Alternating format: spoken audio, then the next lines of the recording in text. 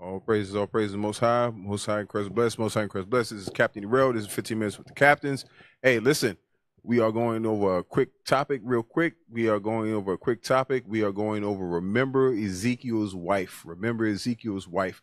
We're going to go over this class real quick because there are a lot of issues going on in Israel right now where some of you sisters have forgotten your way. It's hard to believe, not you righteous sisters, right? Not with your beautiful head wraps and your nice garments, purple garments, not you beautiful sisters. If we could, real quick, let's start the class with Ezekiel chapter 24 and verse 16. Ezekiel chapter 24, verse 16. Read. Son of man, behold, I take away from thee the desire of thine eyes with a stroke. Yet neither shalt thou mourn nor weep, neither shall thy tears run down. Forbear to cry, make no mourning for the dead. Bind the tire of thine head upon thee, and put on thy shoes upon thy feet, and cover not thy lips, and eat not the bread of men. So I spake unto the people in the morning, and at even my wife died. So the Most High said he took away Ezekiel's wife with a stroke, meaning that it wasn't hard to move her out the way from what his mission was. Ezekiel was a prophet that was sent to do the Lord's work, and it was the desire of his eye. It was a hindrance to him. What she was doing, or which some of you wives don't realize, is some of you are hindrance to your husband's mission. And because you become a hindrance and you're not a help meet, or the way the Most High designed you to be, or what you were sent to be for him, you become a hindrance to the truth, and you become a hindrance to his mission. So don't forget Ezekiel's wife. Don't become Ezekiel's wife where the Most High can remove you with a simple stroke. You understand? Meaning that it's not hard for the Most High to move you out the way. Don't think that you become so important that the Most High will not move you out the way, so you will not hinder the Most High's truth and to stop the gospel from going out. The gospel is going to go out, with or without you, sisters. I don't know if you don't believe that or not, but we're going to prove that. We're going to go over a quick couple of topics to prove that point. Proverbs chapter 4 and verse 23. Proverbs chapter 4, verse 23. Keep thy heart with all diligence, for out of it are the issues of life. So what we don't want is, we don't want a spiritual vampire. You don't want somebody around you or in your life that's going to drain you from the spirit that you're supposed to have. You're supposed to be joyful in this walk. You're supposed to have a joyful spirit. Remember, that's one of the things that we were going through, that because we wasn't joyful, the Most High, he cursed us. We lost our joy for the Lord. And because of that, the Most High smote us for it. Some of you sisters, you take the joy out of being in the truth. The man has to stop by 2 or 3 bars before he gets home. He's at work for 10 or 8, 9, 10 hours. And before he gets home, he has to stop by a bar. He stops by a Walmart, picks up a case. And you're not supposed to be able to do, you shouldn't want to do that. When you go home, you should be at peace. You should want to go home to your rest, your dwelling. Your wife is supposed to be your spiritual peace. But some of you are a spiritual dragon and vampire, and God will move you out the way because of that. Go to Sirach chapter 37 and verse 12. Sirach chapter 37, verse 12. Read. But be continually with a godly man, whom thou knowest to keep the commandments of the Lord. So when you go home, you're always supposed to want to be, you want to be home. You want to, like when we come off these missions, you want to go home. You want to be, when you're at school, you're around your brothers. When you're around leadership, you want to be there. But when you're home, you want to be home because you know that that's a pillar of rest. You want to be there because you know that's where you need to be. That's your pillar of rest. The Most High made her for you. But some of you sisters have forgotten the way. You've forgotten the mission. You think that it's about you. It's not about you, sister. The Most High created you to be a helpmeet unto your Lord. He did not create you to do what you want to do. He did not create you to be your own guide. He did not create you to be your own pillar. And some of you have forgotten that, sisters. I almost lost my husband for the lack of respect that I showed him in our relationship. I grew up around women who I believed were not respectful towards men. They got loud, always were fighting. And for me, I always said I would never do that to my spouse. When I got married to Vincent, I worked very hard to make sure I never did those things. And in my mind, that correlated as I respect him. And it wasn't until we kept arguing and we kept fighting. And the one thing that he would bring up and say, you don't respect me. And in my mind, I'm like, but I do respect you. Like, I thank him for his grace and his patience with me as I have learned, and I am still learning what respect look like. But as a woman, I've also learned that we can't come into a relationship with a man and do it based on even what we feel like we've healed from or what we've learned from past relationships. We have to really take the time to listen to that man, to truly understand what he desires and what his image of something is, instead of taking it offensively as, well, what we do is not good enough. A lot of men who are emotionally intelligent know what they want. They just have to feel and understand that we come from a humble place and we care about learning what something looks like to them. Sirach chapter 6, verse 14.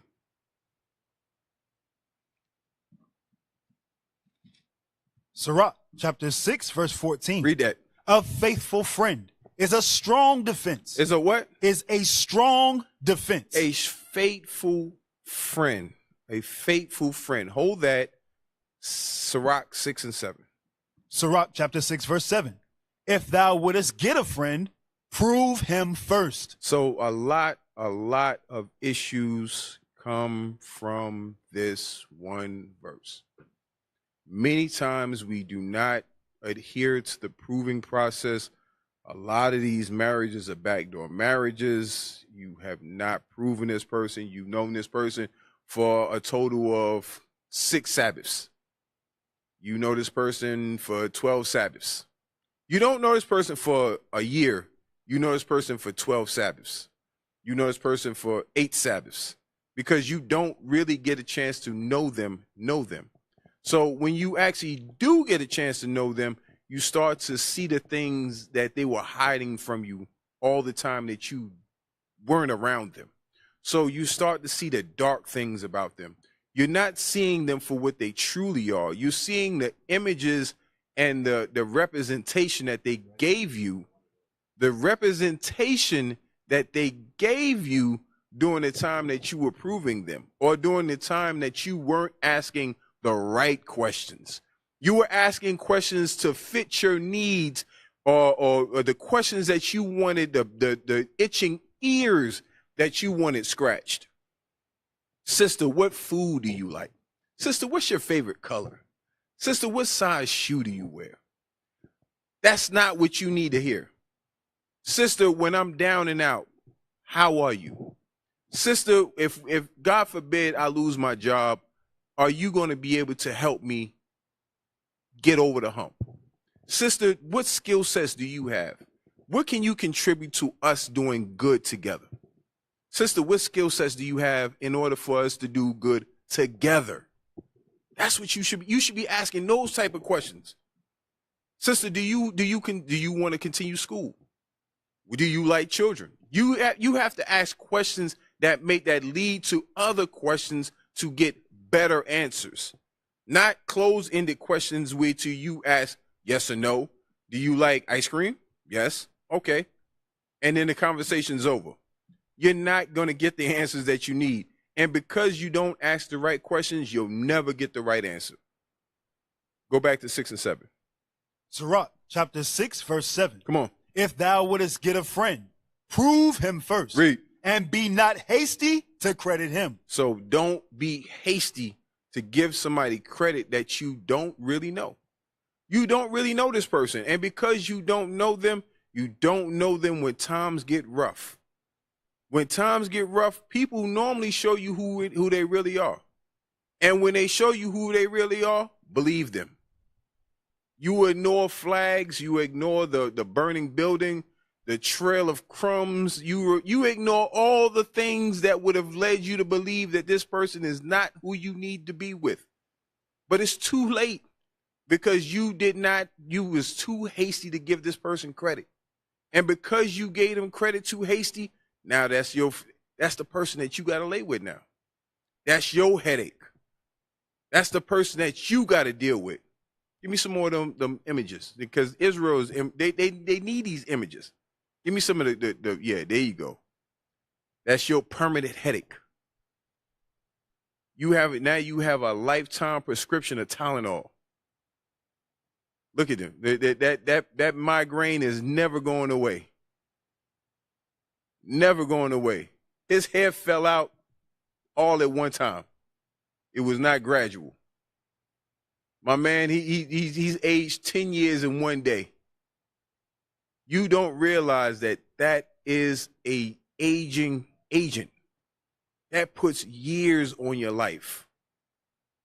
That takes away from the spirit. The Most High did not create you to be that type of Jew. He created you to be joyful with your wife, not hateful towards your wife. Go back to where you was at, 6 and 17.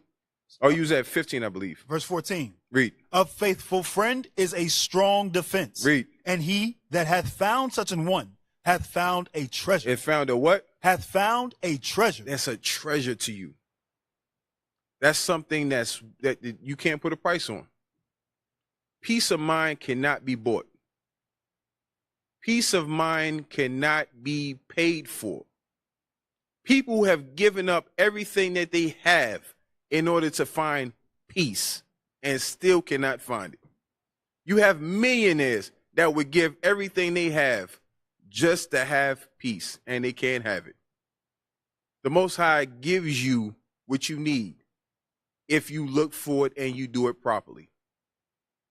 But some of you are too hasty and too easy to give up, or you jump in both feet and you have not done it right. You have not seek leadership approval. You have not seek counsel. And because of that, you have to pay the price. Now you have a lifetime membership at the migraine clinic. Good luck with that. Finish that. Verse 15. Nothing doth countervail a faithful friend. Nothing. There's no counterbalance to that. Read. And his excellency is invaluable. Read. A faithful friend is the medicine of life. It's the medicine of life. The medicine of life. You look for, you can't wait to get home. Your wife, your children, your peace of mind. That is where your life is doubled. Read. And they that fear the Lord shall find him. And those that take counsel and they do it the right way, they will find it. For all the thousands of success stories, there are 1,000 unsuccessful stories. The ones that are unsuccessful, all you have to do is go ask them, what would you do differently if given the opportunity? I guarantee you I would put good money and bet you $1,000 for each one that they would all tell you the exact same thing. I would seek counsel and I would follow the counsel that I was given. All of them would tell you the exact same thing. Some of you right now, crying, wishing that you could do it over. There is no redo. There is no redo. That's yours. Where you at? Verse 17. Give me Sirach 36 and 22. Sirach, chapter 36, verse 22. Read. The beauty of a woman cheereth the countenance. Give me some more of those images because they need to see the beauty that cheers the countenance. Give me some more. Give me some more.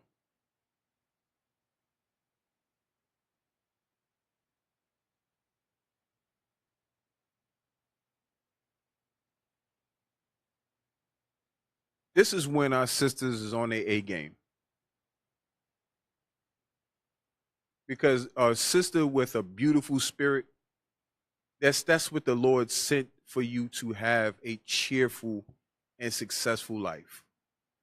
Not sisters that put on makeup, and when they take the makeup off, they're ugly on they're underneath. Listen, that's superficial. That's not what the Lord is talking about. The beauty of a woman is her spirit. Is her spirit. When a sister has a beautiful spirit, it doesn't matter what she looks like. She's beautiful. She's beautiful. A sister, I don't care what you look like. You can look like a movie star. If you have an ugly spirit, you are ugly to the bone, sister. You are ugly to the bone. And that's what God says. That's what God says. Give me Sirach chapter 25 and verse 1. Sirach chapter 25, verse 1. I don't care how nice your head wrap is. I don't care what you do. I don't care how much makeup you pack on your face. You got an ugly spirit, sister. There is no solving that. Read. In 3 things I was beautified. Read. And stood up beautifully. Come on. Both before God and men. Read. The unity of brethren. The love of neighbors. A man and a wife that agree together. Read.